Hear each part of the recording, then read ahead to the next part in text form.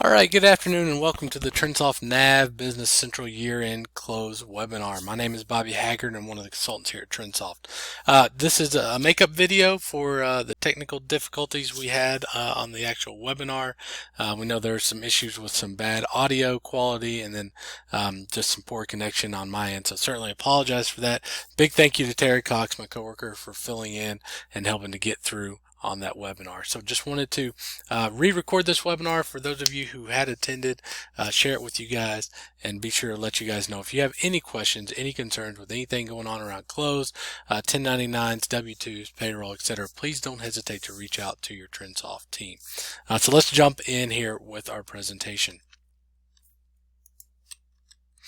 All right, our agenda is fairly straightforward, and we're going to cover the following topics. First up, pre-close to-dos, helpful hints, and best practices. So just some things to keep in mind as you go through the close process that will hopefully help you make some adjustments in the front end to save some time on the back end.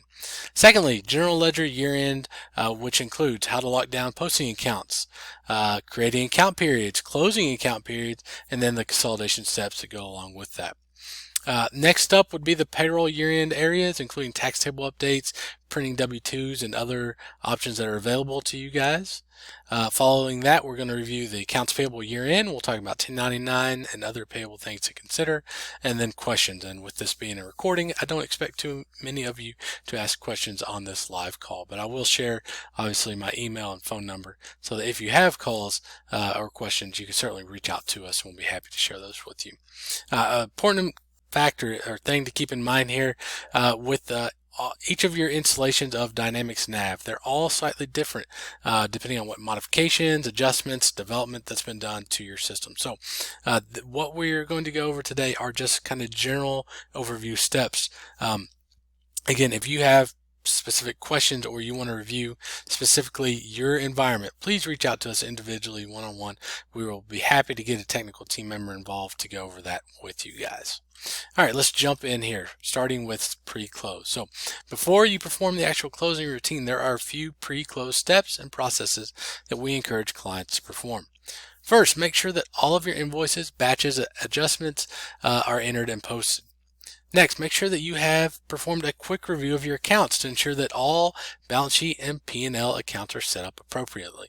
The last thing you want to have happen as you close the year is that something that you thought was a balance sheet account has been netted to retained earnings, or an account that you thought was a profit and loss account has had a balance forward brought forward, all because it was set up wrong. So it's much easier to just quickly double check this on the front end than trying to reverse out the year end, update the wrong account, and then reclose. Another step we encourage our clients to take is to print and save some of your key reports, such as your detailed customer or vendor aging or your inventory to general ledger reconciliation type reports. Anything that's going to give you a little snapshot kind of pre-close or before the close is performed, we would certainly encourage you to take those and save those as needed. Finally, we would encourage our clients to take or save a backup of the database. Load that database back up into a test company and then run through the close in your test company to be sure that you are able to iron out any of your kinks or any issues prior to running the close in the live company database. Now, if you're running Business Central in the cloud, we'd encourage you to download a backup version to your local machine. We'd also recommend running that close process in a sandbox environment or in a test environment in the cloud. All right, let's dig in here to a few of the specifics around NAV and Business Central year-end close. Now, when it comes to year-end close, it's important to note that you and your company are not required in NAV or Business Central to close out the year. However, we at TrinSoft do think it's the best practice to have a regular closing. When you perform an annual close, it allows for easier operation within the system, and you'll be able to take advantage of the convenient filtering, sorting options provided to you within the system. Additionally, it's important to note that you do not have to worry about losing details or transactions when you close the year, because all of those details are retained even after you close the year. As most of you know, as users, those become your historical records. Now, when it's time to close the journal ledger, there are a few things to keep in mind. First, it's important to remember that there is not a need or a requirement to close a subledger unless you are one of those companies running inventory. If you're running inventory and you normally run the inventory adjust cost application on a regular basis, then you will want to do this process prior to closing the year as you normally would. Secondly, it's important that you create the new accounting periods before closing the old year. The next step is to actually close those accounting periods for the current year. Two other areas to keep in mind during the general ledger close are the areas of cash flow and cost management. For these areas, it's important to keep in mind if you made any updates or changes to dimensions throughout the last year to just double check that these areas were updated as well. For example, if you've added a new account or a range of accounts within the cost management area, it would be important to make sure that those are allocated appropriately. Finally, in the area of consolidations, the overall process of closing the subsidiary, exporting the results, and then importing within the holding company are no different from what a user would normally do for a month end, unless there has been a structural change or a chart of account change within the organization. If these changes have occurred, it's important to just double check that the updates have been carried throughout the mapping of the system.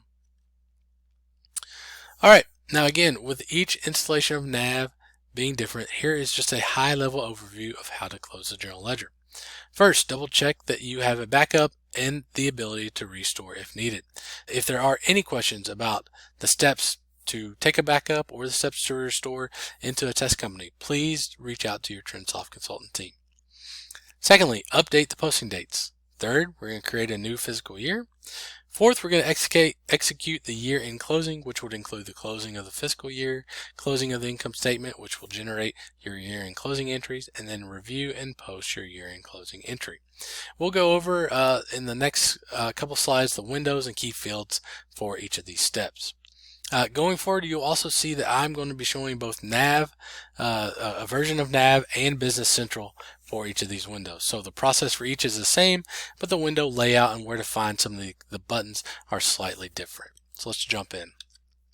All right, as I mentioned previously, one major key time-saving component, as I mentioned, is to be sure before you start your close process to be sure that you've performed a quick review of all of your general ledger accounts to be sure that they are coded properly. Again, we don't want a balance sheet account coded as a P&L, and we don't want a P&L account coded as a balance sheet. It's much easier, as I've said, to catch this mistake in the beginning before the close process is performed than having to redo everything. So you would just go to your account type, and you can see here I've highlighted the income balance sheet account, and you can obviously select the applicable account. All right, now within NAV and Business Central, there are a couple places that a user will need to update dates related to the ability to post within the system. First is here on the General Ledger Setup window. We have highlighted in yellow the fields that can be updated to control what dates you can or can't post into the system. Any update in this window would affect all users unless they have been granted specific permissions and their user posting dates have been updated. The second area to review is on the User Setup window. This window will take priority over the General Ledger window that we just reviewed. So it is typical for clients to lock down the posting date on the General Ledger Setup window and to then have a few specific key users who have updated user date posting access to be able to post back into those closed periods. Again, any questions on this or on the user setup, please reach out to your TrinSoft team. Now, once the posting ranges are entered, and the user will want to create the new fiscal year within NAV or Business Central. To do this, go to the Accounts Period window and then select Create Year from the ribbon. This will open the Edit Create Fiscal Year window. Within this window, the user will want to set the starting date, number of periods, and the length of each period. Once completed, select OK, and this will create the new year. The next step is to close the accounting periods for the current year. Select the Close Year icon from the ribbon. A window will appear confirming the option to close the year. You then select Yes. Once this process is completed, the periods will show closed and date locked to prevent any future entries. Again, unless it is from a user who is granted access to enter during closed periods, as we previously talked about. Now that the posting dates are secure and the new fiscal year has been created, you are ready to close the income statement. To do this, navigate to the Close Income Statement window. enter the fiscal year that you're closing, select a general journal template and batch. We recommend that you set one up specifically for the year-end close as a way to segregate your year-end close from your other batches. Then enter a closing document number in a retained earnings account, and a posting description comes up, and you can change or update that as needed. Now, if you're using dimensions, you'll want to check that the dimensions used and make sure they are included in the year-end. Once you're happy with your selections, then select the OK button. This will then create the required journal entry to clear the income statement into retained earnings. If the need arises, you do have the ability to post to a previously closed year. However, keep in mind, if you do this, you will need to rerun the closing task and post the additional adjustment. Next, go to your general ledger, find the batch that was created from the prior step, and as you can see from the red highlights, this posting date begins with a C, so that we'll know that these are closing related entries. Now, this is a system generated date. There is also a flag behind the scene that identifies this entry as a closing related entry. The yellow highlighted section shows for each income statement account the adjustment made to the account to clear the balance. Now, the last line of the entry, highlighted in green, is the net effect to the retained earnings account. Now, once we have confirmed that everything looks good, we can go ahead and select Post from the ribbon. Once this step is completed, you have completed your NAV year-end close. Here is the same view for Business Central. Again, on the left, highlighted in red, we can see the C, indicating that those are the entries related to closing, and the yellow are our various lines that are being cleared out. And then at the bottom is green, the net effect going to retained earnings. All right, let's quickly shift gears from your general ledger close and look at the payroll close. For those clients who are running payroll through NAV or Business Central, you'll first need to make sure that you have the tax table updates which are released by Serenic. A few things to keep in mind here with those tax table updates. First, be very careful with the payroll control ID differences. We recommend manual updates. Again, secondly, always use effective dates and add new records. Do not update existing records with those tax table updates. Additionally, a few year-end steps to keep in mind prior to running the W-2s are as follows. First, be sure that your Green Shades account is set up and current. If you can't remember your account information or you're having issues there, please reach out to us. We have a great relationship with Green Shades, and we can definitely get you in touch with the right people there. Secondly, run a test report to be sure that all wage data is complete. Third, keep in mind that your W-2s can be printed at any time. And then finally, test the W-2 process long before they are due. Give yourself plenty of time to find any issues and get those corrected. Two additional comments here around the payroll area. First, when you're setting up a new employee, it's critical to know their social security number, so keep that in mind when you're setting them up initially. Secondly, when making adjustments, it's important to consider manual entries into the payroll journal. Also, keep in mind that you can void and reissue checks if there is a need. Again, it's always good to think about and be prepared well in advance for the final year-end payroll, as the timing and dates of check issuance, etc. can always be a little tricky at year-end, so it's just good to give yourself a few moments of thought prior to year-end. All right, let's quickly hit on a couple of things to keep in mind around accounts payable within NAV and Business Central. First, it's important to take key steps during the year so that you're not scrambling at year-end.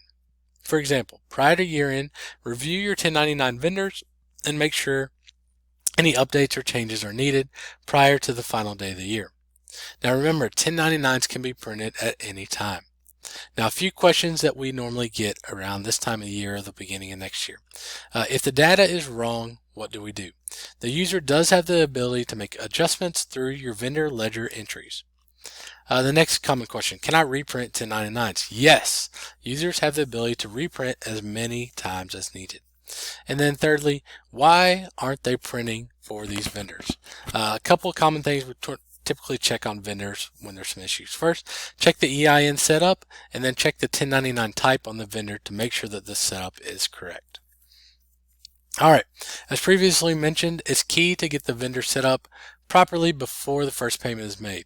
This is one of those areas where it's key to set up correctly throughout the year instead of waiting until the end of the year. So in the setup of 1099s for the vendor, it's important to not use the code MISC alone. Users will want to use the MISC code with a specific 2-digit code. Please keep in mind the new 1099 NEC form. NEC stands for Non-Employee Compensation Form for the year 2020. Again, keep in mind that for 2020 there are two 1099 types. There's the 1099 MISC and then the 1099 NEC for just the non-employee compensation.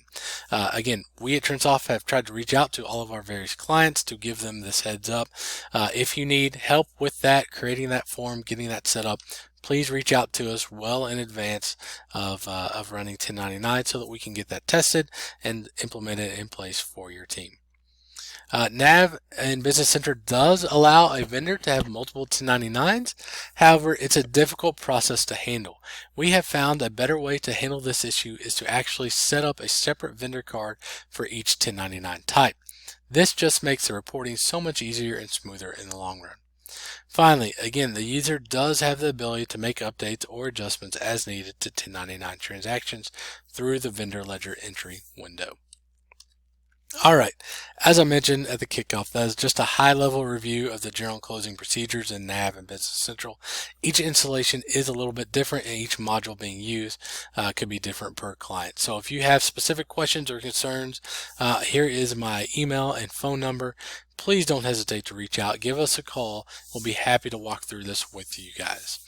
Again, thank you for attending the webinar. Sorry for the delays, technical issues. It's just one of those things of working from home.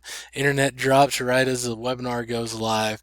Again, we're sorry about that, and certainly appreciate you guys hanging with us as we tried to walk through and get that corrected for you guys. So hope you've enjoyed this presentation.